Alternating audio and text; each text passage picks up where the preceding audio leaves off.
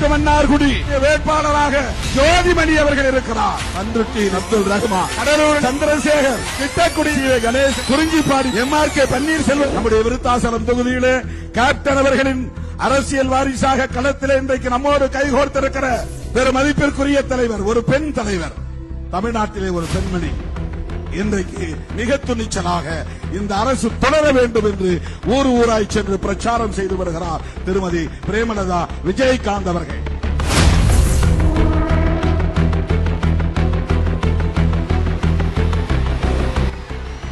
நமது வெல்லும் வேட்பாளர் அருமை சகோதரி பிரேமலதா விஜயகாந்த் அவர்கள், என் ஆருய நண்பர் கேப்டன் விஜயகாந்த் அவருடைய மனைவி, தேசிய முற்போக்கு திராவிட கழகத்தின் பொதுச் செயலாளர்.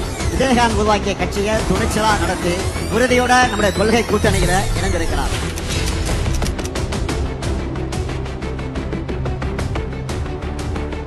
உரிமைக்களம் பார்வையாளர்கள் அனைவருக்கும் வணக்கம்.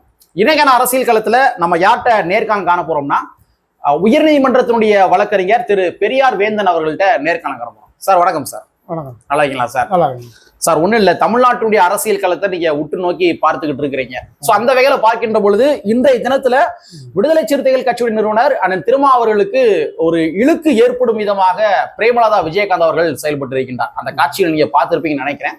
சோ இது சம்பந்தமாக உங்களுடைய கருத்துக்கள் என்ன? நீங்க எப்படி நினைக்கிறீங்க? இதை எப்படி பாக்குறீங்க? இதை அதாவது தேசிய முற்போக்கு திராவிடர் கழகத்தை விட அரசியல் ரீதியாக மிக மூத்த இயக்கம் வந்து விடுதலை சிறுத்தைகள் இயக்கம். நிச்சயமா. ஏனென்றால் வந்து தேசிய முற்போக்கு திராவிடர் கழகம் வந்து 2005 தோற்றுவிக்கப்பட்டது. ஆனால் விடுதலை சிறுத்தைகள் இயக்கம் வந்து 1989 காலகட்டங்களிலிருந்து துவங்கப்பட்டது. ஏறத்தாழ ஒரு 15-16 வருடங்களுக்கு முன்பான மூத்த வயதுடைய ஒரு இயக்கம் விடுதலை சிறுத்தைகள் இயக்கம். அது மட்டுமல்ல, பிரேமலதா ஒரு கட்சியினுடைய தலைவர், அதுபோல அண்ணன் திருமாவளவன் அவர் வந்து ஒரு கட்சியினுடைய தலைவர். அவர் வந்து பிரேமலதா விஜயகாந்த் அவர்கள் விஜயகாந்தின் மனைவி என்கிற ஒரு தகுதி, அதுதான் அவர் அந்த கட்சியினுடைய அவர் தலைவர் பொறுப்புக்கு வந்தது. ஆனால் வந்து அண்ணன் திருமாவளவன் அப்படி இல்லை. தானே ஒரு கருத்தியல் ரீதியாக ஒரு இயக்கத்தை தோற்றுவித்து அந்த இயக்கத்தை அந்த கொள்கை சிதையாமல் இன்று வரை அதை கட்டி காத்து தன்னை வருத்தி இந்த சமூகத்தில் இந்த நிலைக்கு அவர் உயர்ந்திருக்கிறார். ஆகவே தலைவர்கள் வரிசையிலும் அவருக்கு அரசியல் அனுபவம் மற்றும் கருத்தியல் ரீதியாக எல்லாவற்றிலும் ஒரு மூத்த தலைவர். கண்டிப்பா. ஆகவே அப்படி ஒரு தலைவரை ஒரு பொது மேடையில் ஒரு அறிமுகம் செய்கிற போது இவர் அதை எழுந்து நின்று ஆமோதித்திருக்க வேண்டியது உண்மையிலே அது ஒரு மரபு. கண்டிப்பா. இதுலதான் எனக்கு கேள்வி வந்து ரொம்ப எழும்புது. அதாவது MRK பன்னீர்செல்வம் அவர்கள் வந்து யாருன்னு தெரியும், திராவிட முன்னேற்ற கழகத்தை சார்ந்தவர். அவரு வந்து அந்த வட மாவட்டங்கள்ல ஒரு முக்கியமான பர்சனா இருக்கக்கூடிய நபரு. அவரு எழுந்து நிக்கிறாரு. அவர் எழுந்து நின்று அண்ணன் திருமா அவர்கள் அந்த மேடையில் இருக்கிற அனைத்து தலைவர்களும் எழுந்து எல்லாருமே என்ன தடுக்குது? தமிம் அன்சாரி என்று பேர் சொல்றாரு, அவர் எழுந்திருக்கிறாரு. அனைத்து வேட்பாளர்களும் எழுந்திருக்கிறாங்க. இவர் அங்கே தலைவராக மட்டுமல்ல, இவர் ஒரு வேட்பாளராக இருக்கிறார். கண்டிப்பா. அதை சொல்லி அவர் அண்ணன் சொல்றாரு, விருத்தாச்சலத்தில் அதாவது மிக மதிப்பிற்குரிய அன்னியார் என்று சொல்லி அந்த அவர் நிற்கிறார் என்று சொல்லுகிற போது இவர் அதில் என்ன பாரபட்சம் என்று சொன்னால், இவர் எல்லோருக்கும் அமர்ந்திருந்தால் கூட பிரச்சனை இல்லை. ஸ்டாலின் சொல்லுகிற போது எழுந்து நிற்கிறார். ஸ்டாலின் சொல்லுகிற போது எழுந்து நிற்கிறார். ஆனால் அண்ணன் சொல்லுகிற போது அவர் வந்து ஒரு நகைப்பை மட்டும் செய்கிறார். இல்ல, அதான் இது என்ன காரணம் சார்? அதாவது ஸ்டாலின் அவர்கள், மாண்புமிகு முதலமைச்சர் ஸ்டாலின் அவர்கள் சொல்லுகின்ற பொழுது, அந்த பெயரை உச்சரிக்கின்ற பொழுது எந்திரிச்சு நிக்கிறாங்க பிரேமலதா விஜயகாந்த் அவர்கள். ஆனா அண்ணன் திருமா அவர்கள் சொல்கின்ற பொழுது எந்திரி நிக்கல. இது என்ன காரணமா இருக்கும்? என்ன அது? ஏன் இந்த பார்ஷியாலிட்டி? அதாவது திமுகவிற்கு அடுத்தபடியாக தான் பெரிய தலைவர், தனக்கு கீழே தான் எல்லா கட்சியும் என்கிற ஒரு இருமாப்பு அவருக்கு ஆரம்பத்திலிருந்தே இருக்குதா? ஆமா. அவர் தன்னை வந்து ஒரு ஜெயலலிதா போன்ற ஒரு மிகப்பெரிய ஆளுமை உள்ள பெண்மணியாக அவராக நினைத்துக் கொள்கிறார். சரி. அதனுடைய வெளிப்பாடுதான் அவர் வந்து மற்றவங்களெல்லாம் வந்து அவர் ஒரு அவமதிக்கிற போக்கில் அவர் நடந்து கொள்வது. ஆனால் இதில் என்ன ஒரு பெரிய வேடிக்கைன்னா, தேசிய முற்போக்கு திராவிடர் கழகம் வந்து தனிப்பட்ட கொள்கை எதுவும் கிடையாது. ரொம்ப முக்கியமான பாயிண்ட். ஆமா, தனிப்பட்ட கொள்கை எதுவும் கிடையாது. இந்த திமுக கூட்டணி அமைவதற்கு ஒரு வாரம் முன்பு வரை அவர் வந்து யார் எங்களுக்கு அதிகமாக சீட்டு தருகிறார்களோ அவர்களுடன் கூட்டணி என்று சொல்லிக் கொண்டிருந்தவர். கண்டிப்பா நிச்சயமா தமிழ்நாட்டினுடைய அரசியல் களத்திலேயே 3 கட்சிகள்கிட்ட பேச்சுவார்த்தை நடத்தின ஒரே கட்சி வந்து அது தேமுதிக. எங்களுக்கு எந்த கட்சியும் எதிரி இல்லை என்று சொன்னவர் வந்து பிரேமலதா விஜயகாந்த் அவர்கள். நிச்சயமா. ஆமா. அதே போல வந்து எங்களுக்கு யார் ராஜ்யசபா சீட்டு தராங்களோ அவங்களோட கூட்டணி என்று சொல்றாங்க. ஒருவேளை பிஜேபி கொடுத்திருந்தால் இவர் போயிருப்பார், பிஜேபிக்கு போயிருப்பார். போயிருப்பார், கண்டிப்பா போயிருப்பார். ஏன்னா அவருடைய நோக்கம் தான் கூடுதலாக சீட்டு கொடுக்கணும், ராஜ்யசபா சீட்டு கொடுக்கணும். ஆகவே இதுதான் அவருடைய வந்து கொள்கை. ஆனால் அண்ணன் திருமா வந்து 2019 தொடர்ச்சியாக ஒரு 8 ஆண்டுகளுக்கு மேலாக ஒரு கருத்தியல் ரீதியாக தன்னை வந்து சீட்டு எங்களுக்கு ஒரு பெரிய பிரச்சனையே இல்லை, ஆனால் நாங்கள் இந்த இந்தியா கூட்டணியை நாங்கள் வந்து வலுவாக கட்டமைத்திருக்கிறோம், அதில் எங்களுக்கு மிகப்பெரிய பங்கு இருக்கிறது, கருத்தியல் ரீதியாக இந்த அணியை முன்னெடுத்து செல்வதில் பெரும் பங்காற்றியவர். இப்ப எனக்கு இதுல அண்ணன் திருமாவர்கள் ஒரு பெருந்தன்மை மிக்கவர். சமீபத்துல கூட ரங்கராஜ் பாண்டே அவர்கள் கொடுத்த ஒரு பேட்டி அவர் சொல்றாரு, ரங்கராஜ் பாண்டே கேட்கிறாரு, உங்களை விட அதிகமா ஒருவேளை தேமுதிக சீட்டு கொடுத்தாங்கன்னா நீங்க எப்படி நினைச்சுக்கிறீங்க கேட்டதுக்கு அவர் எளிமையா சொல்றாரு, அதாவது ஒவ்வொரு கட்சிகளுக்கு என்று ஒரு பாரம்பரியம் இருக்குது, ஒரு மரபு இருக்குது. அந்த வகையில தேமுதிக வந்து ஒரு பெரிய கட்சி, அவர் எதிர்கட்சியா இருந்தவர். அப்படிங்கிற எங்களோட அதிகமா சீட்டு கொடுத்தா வந்து நான் வருத்தப்பட போவது கிடையாது அப்படின்ற மாதிரி அவரு ஒரு பெருந்தன்மை சொல்றாரு. ஆனா பிரேமலதா விஜயகாந்த் அவர்கள் சிறுமைப்படுத்தும் விதமாக பேசுகின்ற பொழுது இது விசிகாவுடைய தொண்டர்கள் மத்தியில எப்படி ரிஃப்ளெக்ஷன் ஆகும் நினைக்கிறீங்க நீங்க? அதாவது எல்லாருமே கடுமையான மன வருத்தத்தில் தான் இருக்காங்க. அதாவது விசிகான்னு மட்டுமல்ல, கூட்டணி கட்சியினர் கூட கொஞ்சம் மன வருத்தத்தில் தான் இருக்காங்க. ஏனென்றால் அதாவது IMUL இருக்கு பாருங்க, இந்திய யூனியன் முஸ்லீம் லீக், காதர் மொய்தீன் கூட சொன்னாரு, தேமுதிகவுக்கு 10 சீட்டு கொடுக்கறதா முதல்ல சொல்லியிருந்தா அதை நாங்க ஒத்துக்கொண்டிருக்க மாட்டோம் என்று வெளிப்படையாக பேட்டி கொடுத்தார். சரி. ஆகவே அவர் எங்களிடத்திலே அவர் வந்து முதல்ல சொன்னது தேமுதிகவுக்கு 6 சீட்டு தான் கொடுக்கறது அப்படின்றத முதல்ல பேச்சுவார்த்தை நடந்தது. அதன் பிறகு வந்து எல்லாருக்கும் கொடுத்த பிறகு 10 சீட்டுன்னு சொன்னாங்க. ஒருவேளை வந்து முதலிலேயே 10 சீட்டு கொடுத்திருந்தா இது இன்னும் கொஞ்சம் பெரிய பிரச்சனையா இருக்கும். ஆனால் அந்த கூட்டணியிலேயே அதை ஏற்றுக்கொண்டு பெருந்தன்மையாக பேட்டி அளித்தவர் அண்ணன் திருமாவளவன். ஆமா, கரெக்ட். அண்ணன் தான் என்ன சொன்னார்னா, நீங்கள் வந்து தேமுதிகவை வந்து வாக்கு வங்கி அடிப்படையில் அணுகக்கூடாது, அது ஒரு காலத்தில் வந்து எதிர்க்கட்சி அந்தஸ்தில் இருந்த ஒரு இயக்கம். கண்டிப்பா. ஆகவே அந்த அடிப்படையில் அவர்கள் கொடுத்திருப்பார்கள். அதுவும் போல வந்து நாங்க வந்து இன்னொரு கட்சிக்கு நீங்க கொடுக்காதீங்கன்னு சொல்றதுக்கு எங்களுக்கு எந்த உரிமையும் இல்லை. எங்களுடைய வாக்கு வலிமைக்கு அடிப்படையாக ஏற்ப எங்களுக்கு எண்ணிக்கை ஒதுக்கப்பட வேண்டும் என்றுதான் நாங்கள் கேட்போமே தவிர இன்னொரு கட்சிக்கு நீங்கள் கொடுக்காதீர்கள் என்று நாங்கள் சொல்ல முடியாது. அதில் நான் எங்களுக்கு விருப்பமும் இல்லைன்னு சொல்லிட்டேன். அப்ப அவ்வளவு பெருந்தன்மையாக ஒரு நேர்மறையான ஒரு சிந்தனையை வெளிப்படுத்துகிறார். அதுல எந்த விதத்திலையும் வந்து பிரேமலதாவை வந்து இல்ல தேமுதிக கட்சியோ ஒரு குறைத்து சொல்ல. இந்த இடத்துல ஒருவேளை பிரேமலதா விஜயகாந்த் அவர்கள் ஃபியூச்சர்ல கூட ஒருவேளை வந்து அதற்கான ஒரு சில்லி காரணங்கள் கூட சொல்லலாம், எனக்கு உடல்நிலை சரியில்லை அதனால எந்திரிக்காம இருந்தேன், அப்படி 1000 சொல்லலாம். பட் அப்படி சொன்னாலும் கூட இங்க ஸ்டாலின் அவர்கள் சொல்றப்ப எந்திரிச்சிக்கிறாங்களே, இதுதானே மிகப்பெரிய ஒரு பிரச்சனையா வந்திருக்கு. அது நீங்க எல்லாருக்கும் எந்திரிக்கலன்னா அது ஒன்றும் பெரிய விவாத பொருளாவே ஆயிருக்காது. அதாவது சரி, ஒரு பெண்மணி, அவருக்கு சில உடல்நல கோளாறுகள் இருக்கலாம், சில அசௌகரியங்கள் கூட இருந்திருக்கலாம், அதனால எந்திரிக்கல நம்ம சொல்லிருக்கலாம். ஆனா ஒருத்தர் சொல்லும் போது எந்திரிக்கிறதா, இன்னொருத்தர் சொல்லும் போது வந்து அதுக்கு என்ன ரியாக்ஷன் கூட அவங்க பெருசா ஒண்ணு கண்டுக்கல. ஒண்ணு நீங்க வந்து சொல்லியிருக்கும் போது உட்கார்ந்த இடத்துல இருந்தே கூட கை குப்பி கையெடுத்து கும்பிட்டுருக்கலாம். கரெக்ட். கையை மேல தூக்கி கும்பிட்டு இருந்தா கூட அது ஒரு அதுக்கான அந்த அது ஆமோதித்த மாதிரி இருக்கும். ஆனா எதுவுமே சொல்லாம வாயில அதாவது விரல்ல கையை வச்சுக்கிட்டு அப்படியே உட்காந்துருக்காங்க, எந்த ரியாக்ஷனும் இல்லாம.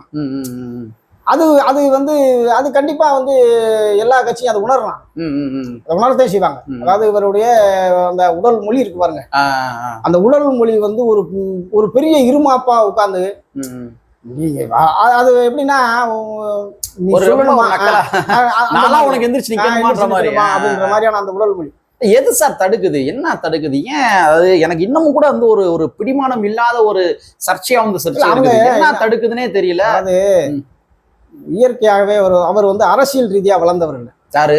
பிரேமலதா விஜயகாந்த். அவருக்கு உள்ள ஒரு பெரிய தகுதியே வந்து விஜயகாந்தின் மனைவி என்றது மட்டும்தான், வேற எதுவுமே இல்லை. நேரடியா அப்படியே டைரக்டா அவர் இறப்புக்கு பின்னால அவங்க பொதுச் செயலாளர் ஆயிடுறாங்க. அவங்க மூலமா அவங்க என்ன நினைக்கிறாங்கன்னா, தான் வந்து ஒரு பெரிய சக்தியா அவங்களா நினைச்சுக்கிறதுனால அவங்களுக்கு இந்த மாதிரியான குணங்கள்லாம் வருது. இது வந்து ஒரு அப்பட்டமான ஒரு மனநிலையா? ஏன்னா கடந்த 2021 தேமுதிக 60 தொகுதிகளில் போட்டி போட்டு வெறும் 0.43% மட்டும் தான் வாக்கு வச்சிருக்காங்க. 1% கூட இவங்க எட்டல, ஏன் 0.5% கூட வந்து வாக்கு வந்து எட்டல. அப்ப இது வந்து ஒரு அப்பட்டமான ஒரு கண்ணியான ஒரு மனநிலையா வந்து இருக்குல்ல. இன்னும் சொல்ல போறாங்க இந்த சமூக வலைதளங்கள்ல எப்படி எல்லாம் எழுதுறாங்க அப்படின்னா கேஸ்ட் மைண்ட் செட்டோட அவங்க இருந்தாங்கன்ற மாதிரி கூட அவங்க வந்து அப்பட்டமா வந்து எழுதுறாங்க. அப்ப இது வந்து அரசியலுக்கு அவங்களுடைய எதிர்காலத்துக்கு நல்லது இல்லையா? அது கண்டிப்பா நல்லது இல்லை. அதாவது அனுசரிக்கிற குணம் வந்து அவங்ககிட்ட இல்ல. இதுல இருந்து இன்னொன்னு வந்து அவங்களுக்கு வந்து நட்பு சக்தி எது எதிர் சக்தி எதுன்ற அடையாளமும் அவங்ககிட்ட அரசியல் அவங்ககிட்ட அந்த கொள்கை ரீதியாகவும் இல்ல. பிரித்து பார்க்கின்ற ஒரு தன்மை இல்லை. ஏன்னா அதாவது அண்ணன் திருமா வந்து எந்த காலகட்டத்திலையும் அவர் கொண்ட கொள்கையிலிருந்து மாற மாட்டார். அவர் அவ்வளவு உறுதியா பயணிக்கிறவர். தேமுதிகவை வந்து ஒரு காலத்துல வந்து அண்ணன் விஜயகாந்தை வந்து அவர் முதலமைச்சராகவே வேட்பாளராக வந்து வச்சு அரசியல் பண்ணவங்க, முதலமைச்சர் கேண்டிடேட்டாவே. அப்ப அந்த அளவுக்கு அவர் மேல இன்னைக்கும் எங்க பேசினாலும் அந்த மதிப்பு மரியாதையும் வந்து அவருக்கு கொடுக்குறாரு. ஆனா இவங்க இப்படி வந்து இவங்க ஒரு எதிரி மாதிரி பாவிக்கிறதெல்லாம் வந்து அது அரசியல்ல இவங்களுக்கு முதிர்ச்சி இல்ல பக்குவம் இல்ல அவ்வளவுதான். அண்ணன் திருமாவர்களை வந்து நான் ஒரு பெரிய லீடர் மாதிரி அவங்க எக்ஸ்பிரஸ் பண்ற மாதிரி தெரியுது. அதாவது பெரிய லீடர்னா எப்படின்னா அதுல ஒரு அலட்சிய போக்கு தெரியுது. அதான் ஒரு நக்கல் சிரிப்பு, அதுல ஒரு அலட்சிய போக்கு.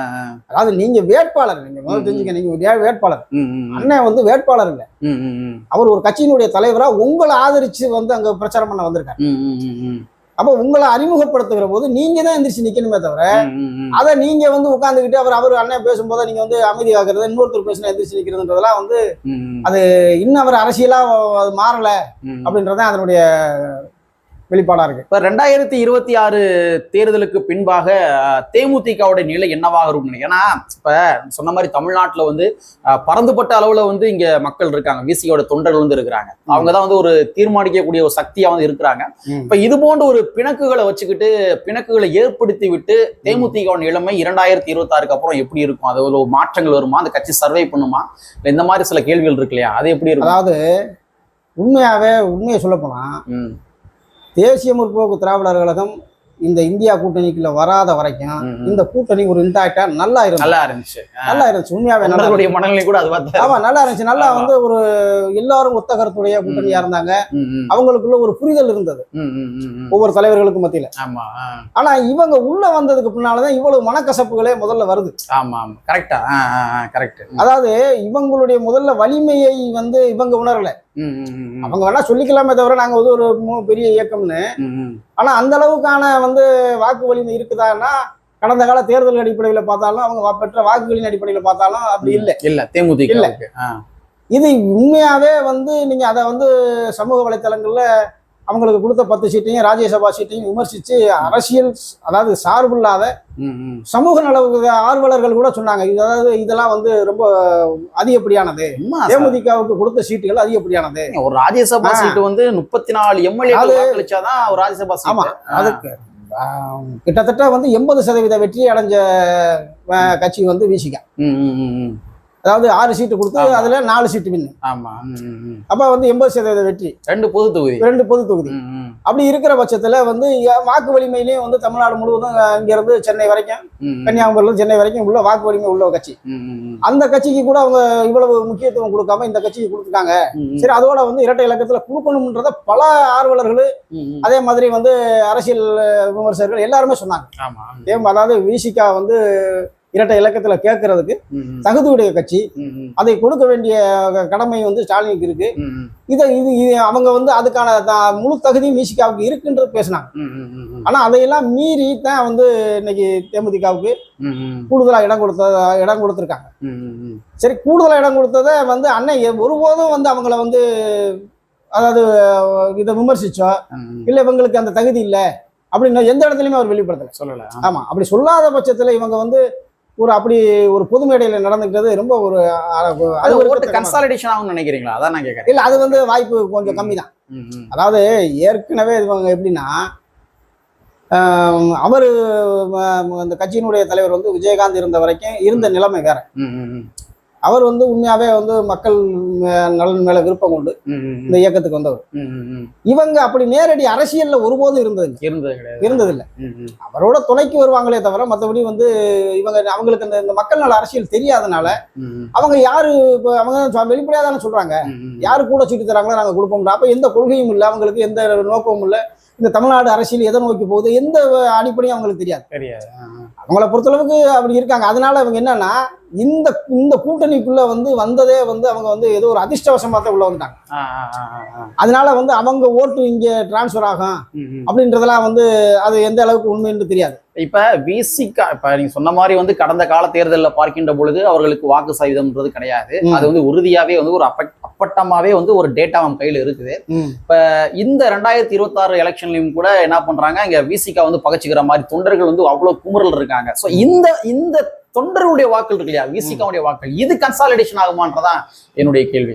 இல்ல, அது வந்து இவங்களுடைய இனி நடந்துக்கிற முறையை பொறுத்து தான். ஏன்னா இவங்க வந்து இப்ப விருதுநகர்ல கூட வந்து தேமுதிக வந்து அலுவலகத்துல விசிகாவை புறக்கணிச்சதா தான் செய்தி வருது. ஆமா ஆமா, அந்த பணிமனை, ஆமா அந்த பணிமனைகள் எல்லாம் இப்படி தொடர்ந்து இவங்க புறக்கணிப்பு செய்தால் வந்து இந்த ஓட்டு வந்து டிரான்ஸ்பர் ஆகுமான்றது ரொம்ப சந்தேகம் தான். இன்னும் சொல்ல போனா வந்து தேமுதிக வந்து திமுக கூட்டணிக்குள்ள ஒரு பலவீனமா தான் கருத முடியுமே தவிர, இவங்க வந்ததுனால பலம்ன்றதெல்லாம் வந்து கருதுறதுக்கு அது தேர்தலுக்கு பின்னால தெரியும். ஓகே சார், ஓகே சார், நன்றி சார். பல்வேறு வகையான தரவுகளை பகிர்ந்துக்கிட்டீங்க, மிக்க நன்றிகள். நன்றி.